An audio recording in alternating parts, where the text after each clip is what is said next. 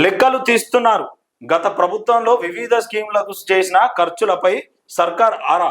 భగీరథ మొదలు గొర్రెల స్కీమ్ దాకా శాఖల వారీగా సర్వేలు.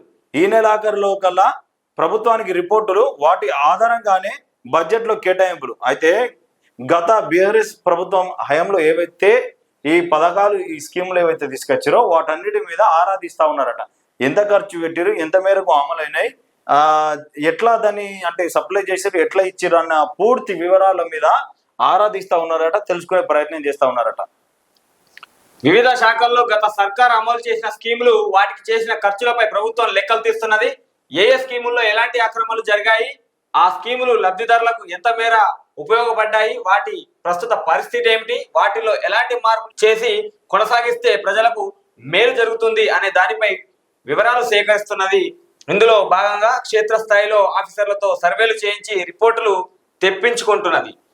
వాటి ఆధారంగానే వచ్చే నెలలో ప్రవేశపెట్టనున్న బడ్జెట్లో నిధులు కేటాయించాలని భావిస్తున్నది. Mission Bhagiratha, Harithaharam, double bedroom ఇండ్లు కొనుగోలు, గొర్రెల పంపిణీ, కళ్యాణ లక్ష్మి తదితర స్కీములు ఏ విధంగా అమలు చేశారు, వాటి గైడ్లైన్స్ ను ఎలా మార్చాలి అనే దానిపై ప్రభుత్వం కసరత్తు చేస్తున్నది. క్షేత్రస్థాయి రిపోర్టులు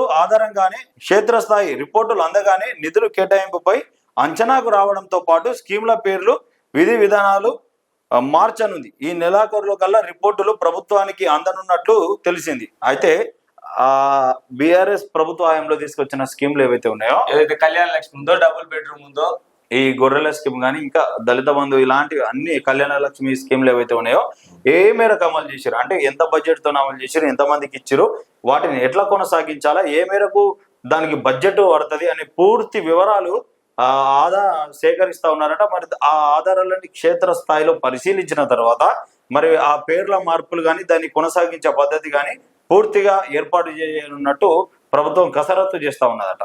మరొకసారి చూడాలా మరి ఇందులో కూడా మరి ఎలాంటి మేరకు బయటపడతాయి కళ్యాణ లక్ష్మి కానీ, అట్లనే ఇంకా తదితర ఏవైతే స్కీమ్లు ఉన్నాయో అందులో ఎలాంటి అవకతవకలు బయటపడతాయి, ఎలాంటి గైడ్ లైన్స్ ఉన్నాయి, మరి ఎట్లా ఎంత మేరకు ఆగిపోయింది, ఎంత మేరకు ముందుకు తీసుకెళ్లాలనే పూర్తి విషయాలు బయటపడే అవకాశం త్వరలోనే కనబడే పరిస్థితి కనబడతా ఉంది.